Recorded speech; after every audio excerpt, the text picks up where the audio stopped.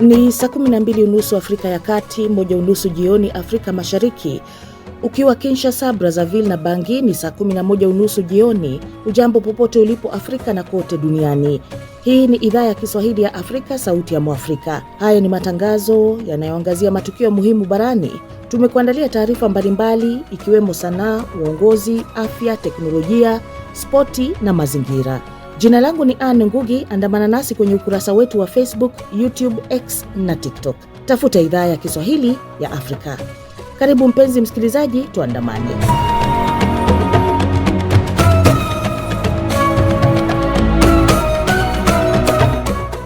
Kwa wasikilizaji wetu wa Kenya, hasa katika mwambao wa pwani na viunga vyake, mnaweza sasa kutusikiliza kupitia Radio Kaya ambayo inasikika kupitia 93.1 FM hapo jiji kuu la Mombasa na viunga vyake.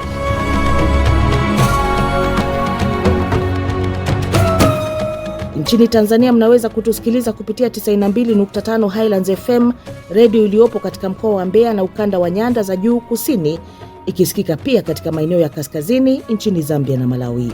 Kwa wasikilizaji wetu wa Uganda, sasa tupo kwenye Jogoo, inawikia FM 93.8 na inapatikana maeneo ya Mbale, Iganga, Mayunge, Malaba, mpaka ni Busia na baadhi ya maeneo ndani ya nchi ya Kenya pale mji wa Kisumu.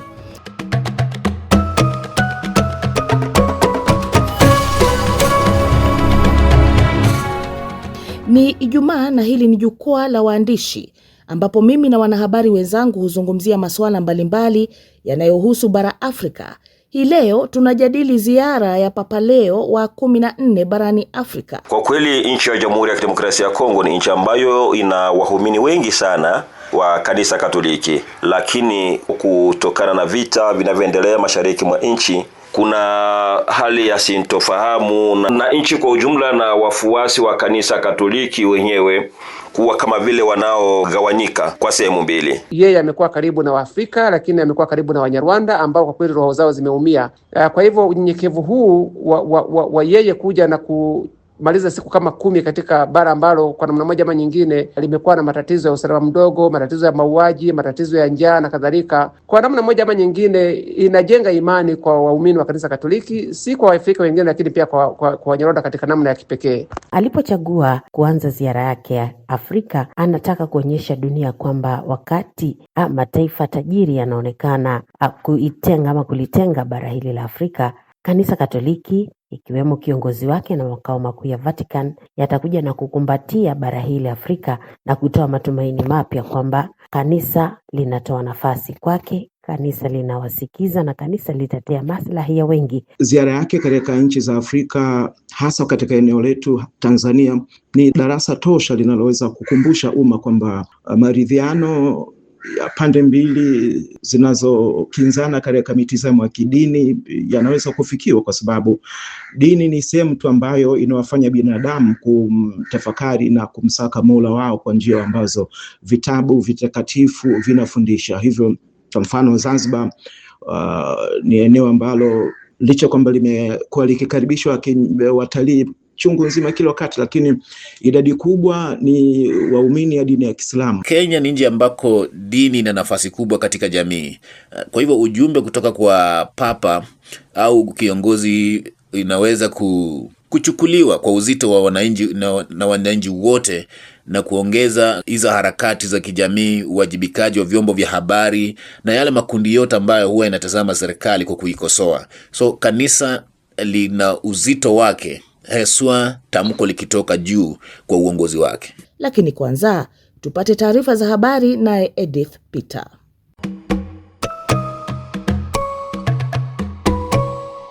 Bamenda, Cameroon. Kiongozi wa kanisa Katoliki duniani Papa Leo wa 14 amewakosoa vikali wageni wanaoitumia Afrika kujinufaisha kiuchumi wakati wa ziara yake katika eneo lenye mgogoro nchini Cameroon. Hii ni miongoni mwa kauli zake kadhaa za moja kwa moja alizotoa katika siku ya hivi karibuni, ikiwa ni pamoja na kukemea wale wanaotumia mabilioni ya fedha kuendesha vita, pamoja na kuisihi serikali ya Cameroon kupambana na rushwa ili kudumisha amani. Ametembelea mji wa Bamenda ambao uko katikati ya uasi mkali na wa muda mrefu wa wanaotaka kujitenga. Akizungumza mbele ya waumini takribani 20,000 katika misa iliyofanyika kwenye uwanja wa ndege wa Bamenda, alisema kuwa matatizo ya ndani yamechochewa zaidi na watu wa nje ambao kwa jina la faida wanaendelea kuinyonya na kuipola Afrika. Awali umati wa watu uliojaa furaha ulimkaribisha kwa nyimbo, ngoma na bendera alipowasili chini ya ulinzi mkali wa kijeshi akiwa katika gari maalumu lisilopenywa na risasi. Ziara yake ya kwanza ilikuwa katika mkutano wa amani uliofanyika katika kanisa kuu la Mtakatifu Joseph, ukijadili uasi wa takribani miaka 10 katika maeneo mawili yanayozungumza Kiingereza nchini humo, ambao umeua zaidi ya watu 6,000 na kuwalazimisha wengi kuyahama makazi yao. Pretoria, Afrika Kusini. Polisi nchini Afrika Kusini wamemtia mbaroni mwanaharakati wa Benin anayesakwa Kemi Seba alipokuwa akidaiwa kujaribu kukimbilia Ulaya kupitia Zimbabwe.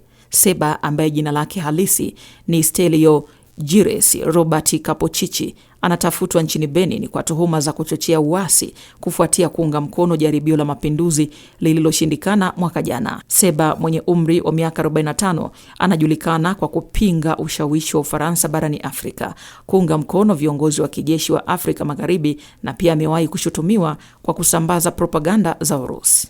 Mwaka 2024 alinyang'anywa uraia wa Ufaransa na kujibu kwa kuchoma pasipoti yake hadharani. Uswizi, DRC. Serikali ya Jamhuri ya Kidemokrasia ya Kongo na waasi wa M23 wanafanya mazungumzo nchini Uswizi, ikiwa ni juhudi ya hivi karibuni ya kumaliza mapigano yaliyosababisha vifo vingi licha ya makubaliano ya amani ya mwezi Disemba. Mazungumzo hayo mapya yameanza wiki hii yakisimamiwa na Marekani na Qatar. Pande hizo mbili zimesaini makubaliano ya kuanzisha utaratibu wa muda wa kufuatilia amani. Mfumo huo utahusisha ufuatiliaji wa hali ya kibinadamu, usalama na ukiukwaji wa usitishaji vita. Cotonou, Benin. Mahakama ya Katiba nchini Benin imethibitisha ushindi wa waziri wa fedha Romuald Wadagni katika uchaguzi wa rais uliofanyika mwishoni mwa wiki iliyopita. Wadagni, mwenye umri wa miaka 49, ambaye ni mshirika wa karibu wa rais anayemaliza muda wake Patrice Talon, alitangazwa mshindi kwa kupata 94.27% ya kura. Wachambuzi walitarajia ushindi mkubwa kutokana na uungwaji mkono wa Talon, ambaye anaondoka madarakani baada ya kuongoza kwa miaka 10. Hata hivyo, amekosolewa kwa kudhibiti upinzani kabla ya uchaguzi. Shukran sana Edith Peter, na moja kwa moja tunalivalia njuga jukwaa la wiki hii. Papa Leo wa 14 yupo barani Afrika kwa ziara ya siku 11. Baadhi ya mataifa ambayo anatembelea ni pamoja na Algeria, Cameroon, Angola na Equatorial Guinea. Ziara ya Papa inajiri wakati bara Afrika linakabiliwa na changamoto za kiusalama, utawala mbaya, ukiukaji wa haki za kibinadamu, ongezeko la umaskini na jamii ambayo kila uchao inajipata kutengwa na mataifa yaliyostawi. Hata hivyo, ziara ya Papa inatoa matumaini kwa Afrika kama eneo lililo muhimu kwa Kanisa Katoliki, hususan makao makuu ya Vatican. Kanisa Katoliki linakuwa kwa kasi kubwa Afrika, huku idadi ya waumini ikifikia milioni 290. Hii leo katika jukwaa tunahoji umuhimu wa Afrika kwa Papa na pia ujumbe wa Papa katika bara linalokabiliwa na changamoto za kibinadamu. Katika jukwaa la waandishi kutusaidia kuelewa mada hii, tunao wanahabari Silvenas Karemera kutoka Rwanda, George Njogopa kutoka Tanzania na Mseke Dide kutoka Jamhuri ya Kidemokrasia ya Kongo, Gabriel Ingubu kutoka magharibi mwa Kenya, na vilevile tutakuwa na mjini Nairobi dada Angela Ngendo. Mimi ni Anne Ngugi na karibuni sana.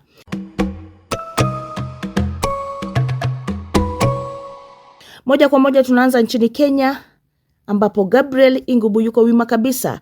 Swala la ufisadi, Gabriel. Je, sauti ya Papa Leo kuhusu haki za kijamii inaweza kutumika kama shinikizo kwa viongozi wa Kenya kushughulikia kero za ufisadi na gharama ya maisha?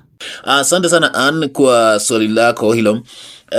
Papa anaongoza idadi kubwa sana ya waumini wa Katoliki nchini Kenya, wapo kama milioni 14 hivi, na tamko lake kwa ufuasi wake unachukuliwa kwa uzito mkubwa sana, kwa sababu yeye tamko lile linaamsha kama mjadala, vile vile wa kuongeza uelewa wananchi kuhusu haki zao, na vile vile kuamsha ama kuhamasisha viongozi kuwajibika kwa hofu ya shinikizo la umma. Kwa hivyo yeye akitamka alafu umma ufuate yale ambayo ametamka, basi inakuwa ni wajibu wa serikali kutii, ambapo tunasema wengi wape. Pili, Kenya ni nchi ambako dini ina nafasi kubwa katika jamii. Kwa hivyo ujumbe kutoka kwa papa au kiongozi inaweza kuchukuliwa kwa uzito wa wananchi na wananchi wote, na kuongeza kitu kama hizo harakati za kijamii, uwajibikaji wa vyombo vya habari na yale makundi yote ambayo huwa inatazama serikali kwa kuikosoa. So kanisa lina uzito wake, haswa tamko likitoka juu kwa uongozi wake. Tuingie nchi ya Jamhuri ya Kidemokrasia ya Kongo, Msekedide. Kongo inafahamika kuwa na wafuasi wengi pia wa dini hii ya Kikristo ya Katoliki. Tuzungumze kuhusu vita vya mashariki.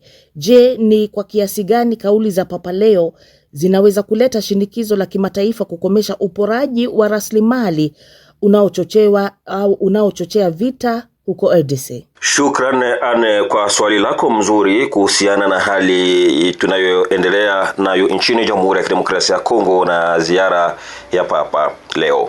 Kwa kweli nchi ya Jamhuri ya Kidemokrasia ya Kongo ni nchi ambayo ina waumini wengi sana wa kanisa Katoliki, lakini kutokana na vita vinavyoendelea mashariki mwa nchi, kuna hali ya sintofahamu, na labda niongelee hali ya wananchi kwa ujumla na wafuasi wa kanisa Katoliki wenyewe kuwa kama vile wanaogawanyika kwa sehemu mbili. Na kile ambacho kinasababisha hayo ni kwamba ni msimamo wa muungano wa maaskofu wa kanisa Katoliki nchini Jamhuri ya Kidemokrasia ya Kongo katika lile kundi linalojulikana kama vile Senko, ambao hao wana msimamo ulio tofauti na mamlaka ya nchi kwa sasa kuhusiana na vita vinavyoendelea mashariki mwa nchi. Ikumbukwe hapa kwamba Jamhuri ya Kidemokrasia ya Kongo ipo kwenye vita sehemu zake za mashariki, na sasa kuna kikao maalum ambacho kinatakiwa wakongomani wakutane wote kwa ajili ya kujadiliana na kupatikane amani ya kudumu. Lakini serikali imepinga na kutupilia mbali kukutana na wale ambao walichukua silaha ili wakae nao meza moja kutafuta amani. Lakini Senko, ambao ni muungano wa maaskofu wa kanisa Katoliki nchini, wanasema lazima wote wakongomani washirikishwe.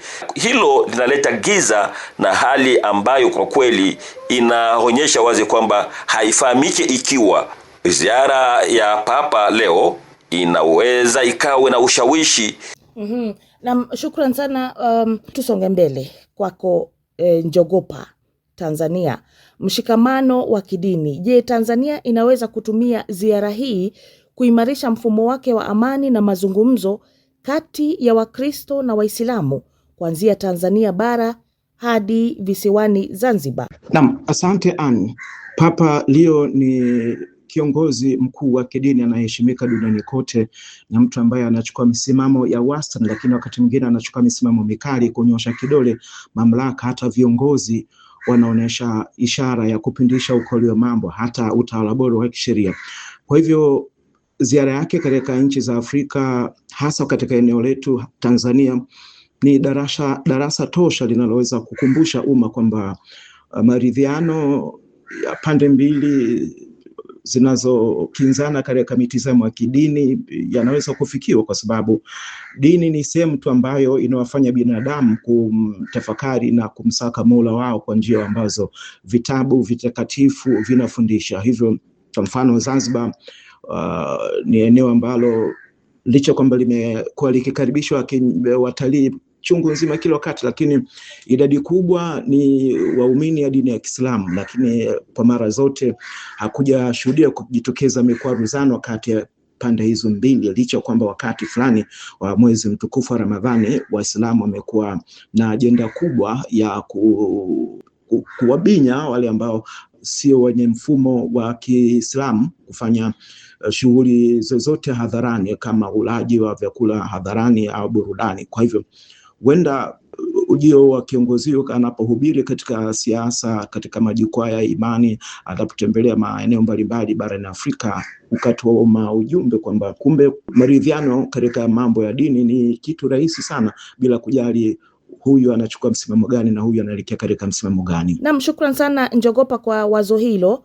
Nirudi kwako Silvanus Karemera. Tuzungumze kuhusu uponyaji wa kihistoria. Ni hivi tu majuzi ambapo Rwanda imekamilisha muda wa kukumbuka wahanga wa waliofariki wakati wa mauaji ya kimbari huko Rwanda.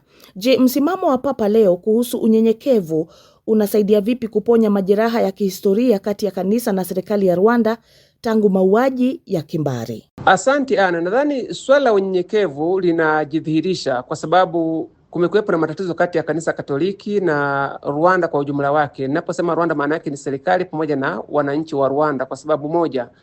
Sababu moja ni kwamba wakati wa mauaji ya kimbari dhidi ya jamii ya Watutsi mwaka 94, mapadri wengi wa kanisa Katoliki lakini pia na waumini, baadhi ya waumini wake walifanya mauaji haya dhidi ya wenzao wa Kitutsi, na ndio maana kwa sasa ukija kuangalia makanisa mengi sana sana ya Katoliki hapa yamegeuka kuwa makumbusho ya mauaji hayo, kwa sababu idadi kubwa ya watu waliteketezwa katika makanisa yao, kwa sababu walikimbilia makanisani wakidhani kwamba pale wauaji wangeogopa kuingia kwenye nyumba za Mungu na kuacha, lakini bahati mbaya waliingia pale na kuweza kuwateketeza. Kwa hivyo kuna historia mbaya kwa kweli. Ukizungumza kanisa Katoliki, watu wanapata hisia mbaya kabisa kwa sababu mapadri na waumini walifanya mauaji, na mpaka kuna mapadri ambao sasa hivi wanaendelea kutumikia vifungo magerezani, lakini pia iwe nchini Rwanda, lakini pia katika nchi za sana sana nchi za Ulaya kule walikuwa wamekimbilia.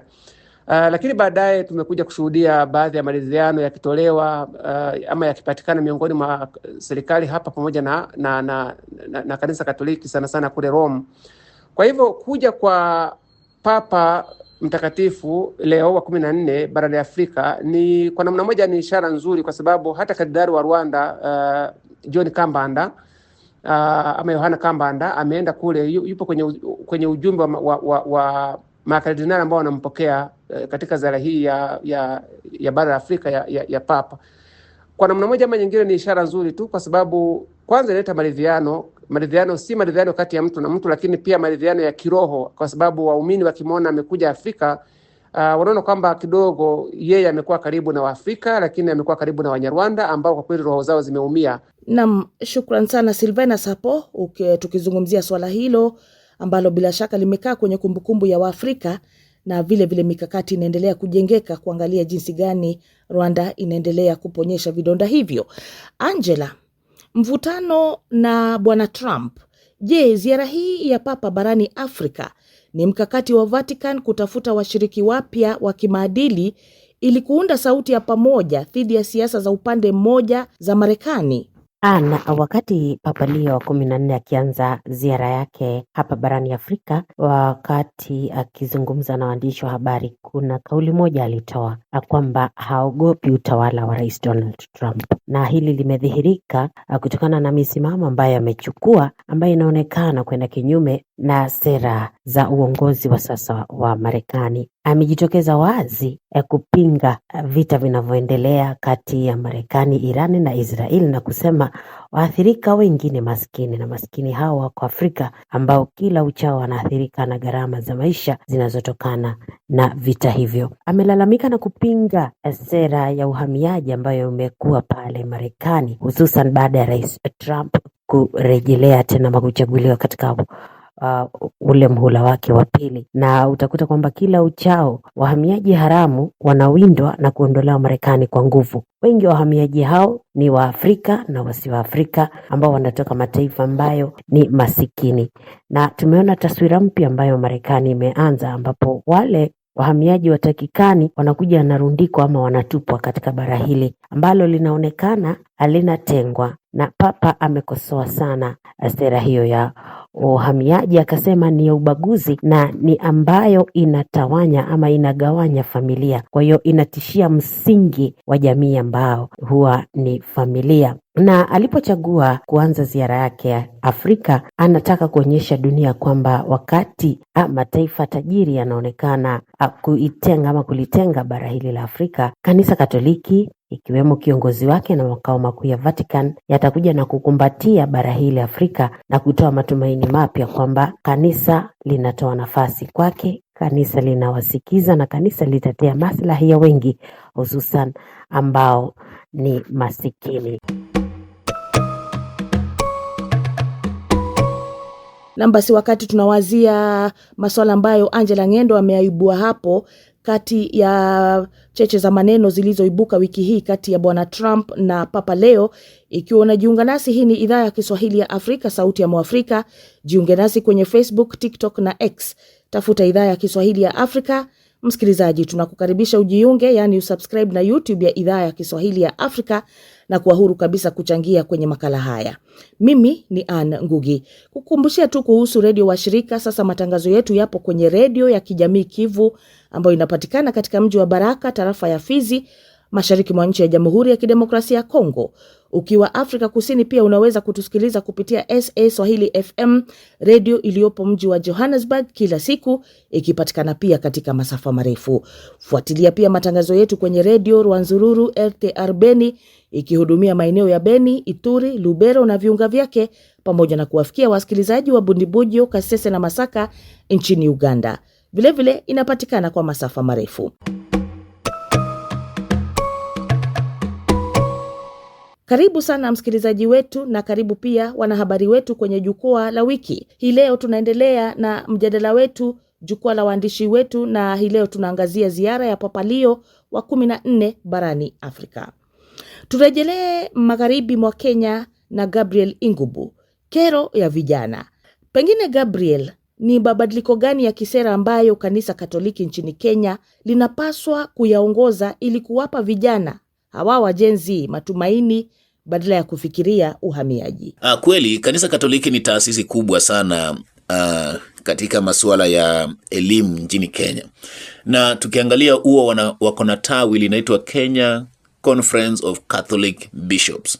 So hili tawi ndio huwa linakaa na kama wizara ya elimu kutengeneza mtahala, linakaa na serikali, na saa nyingine huwa linashauri hata napeana mashauri hata paka kwa rais. Kwa hivyo kwa mpangilio huo kanisa Katoliki huwa linaweka serikali kuweza kuweka sera za kulinda ajira endelevu. Hiyo ni kama kilimo cha kisasa, ubunifu na teknolojia, na vile vile kuanzishwa kwa mifuko ya vijana kama hivi venye tuliona Youth Enterprise Fund, ambayo inasimamiwa tu kwa uwazi, kila mtu apate kuona, na ushirikiano kati ya taasisi za kanisa na sekta binafsi kama kwa mafunzo ya kazi, ile kama tuseme mambo ya internship siku hizi tunaona inakuja kabisa kila wakati. Ni kwa sababu ya shinikizo kama hizi kutoka kwa maaskofu ambao wanakaa katika zile taasisi za serikali na kuweza kuwasaidia. Na Mseke Dide, tuzungumze kuhusu ushawishi wa kanisa. Je, ziara hii inatoa baraka kwa kanisa la Kongo? Ulitaja Senko kuendelea kuwa mwangalizi mkuu wa siasa na uchaguzi humo, licha kwamba umetoa mgawanyiko na mpasuko uliopo. Bila shaka Ana, kila ambacho kinafahamika wazi ni kwamba kihistoria kanisa Katoliki nchini Jamhuri ya Kidemokrasia ya Kongo ina ushawishi mkubwa.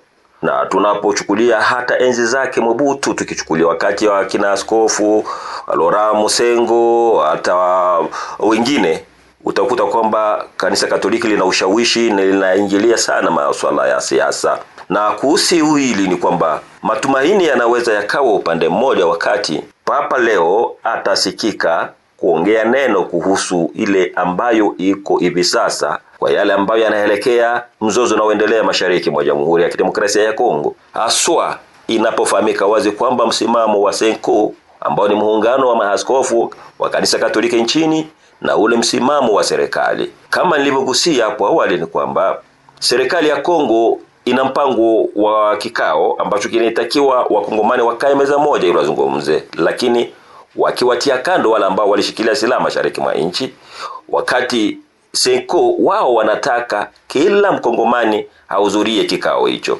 Na sasa ikaleta hiyo hali ya kuvutana kati siasa, serikali, mamlaka na kanisa Katoliki. Lakini kuwasili au ziara yake Papa Leo, ikiwa anaweza kawe na neno kuhusiana huo mvutano, inaweza ikalete matumaini. Na mshukran sana Dide kwa swala hilo. Turudi nchini Tanzania kwake George Njogopa. Tuzungumze kuhusu diplomasia ya kibinafsi.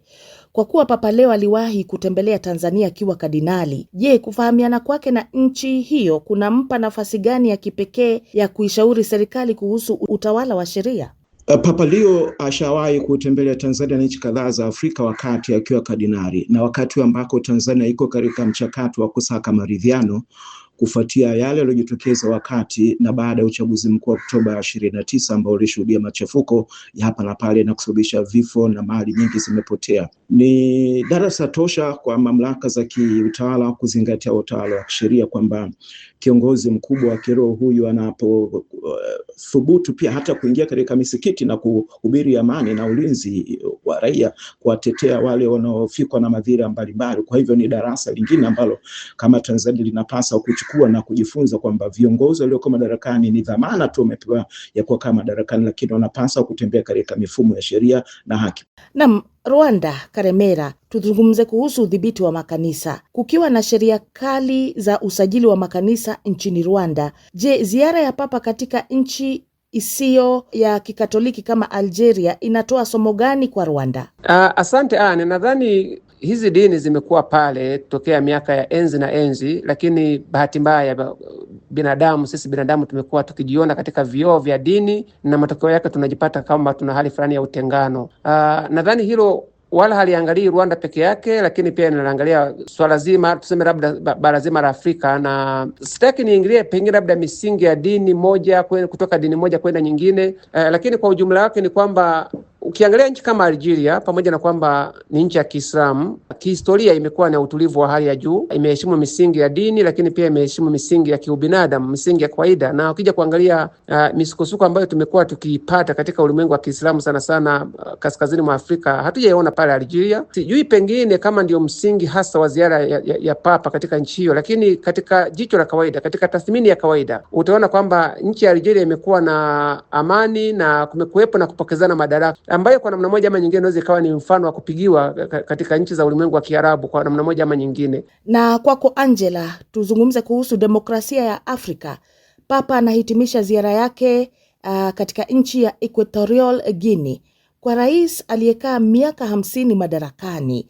Je, ziara hii ni baraka kwa viongozi hao au ni fursa ya kukemea udikteta kama huo barani Afrika? Ana ujumbe mmoja Papa Leo, na ni ule ujumbe wa amani. Na kauli moja ambayo nimeona ametoa wakati akitoa hotuba yake nchini Cameroon ni kwamba amani haimaanishi kwamba ni wakati hakuna vita. Akasisitiza Papa Leo pale Cameroon kwamba amani ni wakati kuna haki na heshima ya haki za binadamu. Kwa hiyo mataifa haya mawili, ikiwa ni Cameroon na Equatorial Guinea, ambapo viongozi wake wameendelea kusalia madarakani na wamekosolewa vikali, atakuwa na ujumbe moja kwamba wakati ni sasa wa kulinda haki za binadamu, kutoa nafasi ya kuwasikiza hata wakosoaji wako, kukaa chini na kutoa nafasi ya maridhiano, hasa hapa Cameroon, kwa sababu eneo la kaskazini magharibi kumekuwa na vita.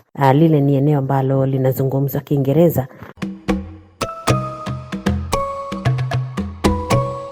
Ikiwa unajiunga nasi, shukrani na karibu. Hii ni idhaa ya Kiswahili ya Afrika, sauti ya Mwafrika. Tufuate kwenye Facebook, tupo pale kwenye YouTube, TikTok na X. Tafuta idhaa ya Kiswahili ya Afrika. Kumbuka pia kualika watu wa karibu na marafiki ili waweze kujiunga na idhaa ya Kiswahili ya Afrika. Na bila shaka ni washukuruni nyote ambao mmechangia kwenye matangazo ya leo, ambao ni matangazo spesheli ya jukwaa la wiki, na ni jukwaa ambalo limeangalia kwa kina mjadala ambao unaendelea kuhusiana na ziara ya Papa Leo Afrika, ikiwa ndio ziara yake ya kwanza tangu atawazwe kuwa papa. Je, ziara hii ni tija au ziara hii inaongeza chochote? Basi katika siku zijazo tutakuwa tunaendelea kufuatilia mjadala huu ambao sasa uko katika midomo ya wengi. Kwa wasikilizaji wetu wa Tanzania, mnaweza kutusikiliza mubashara kupitia Chipuka FM Radio 101.6 Gairo mkoani Morogoro. Ukiwa hapo mashariki mwa nchi ya Jamhuri ya Kidemokrasia ya Kongo, unaweza kutupokea kupitia redio washirika, Radio Ngoma ya Amani Fizi, ikipatikana katika maeneo ya Kivu Kusini na maeneo ya Kigoma nchini Tanzania na Burundi. Radio Maniema New City ikirusha matangazo yetu kwa masafa ya 97.4 FM katika jiji la Kindu, ambao ndio mji wa jimbo la Maniema, Jamhuri ya Kidemokrasia ya Kongo. Hivi karibuni tutakuwa Kigali na Bujumbura kuhakikisha sauti ya Mwafrika inasikika.